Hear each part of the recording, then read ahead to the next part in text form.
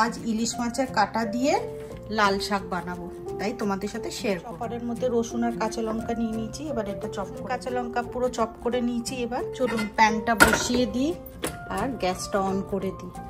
এদিকে মোটা মোটা করে পেঁয়াজও কাটা হয়ে গেছে। সর্ষের তেল দিয়ে দিলাম, কাটার মধ্যে একটু হলুদ মাখিয়ে, একটু নুন হলুদটা মাখানো হয়ে গেছে। তেল গরম হয়ে গেছে, একটু নুন করে মাছের কাটাগুলো দিয়ে দেবো। কাটাগুলো ভালো করে এবার ভেজে নেব। মাছের মাথাগুলো ভাজা হয়ে গেছে, এবার আমি তুলে নেব।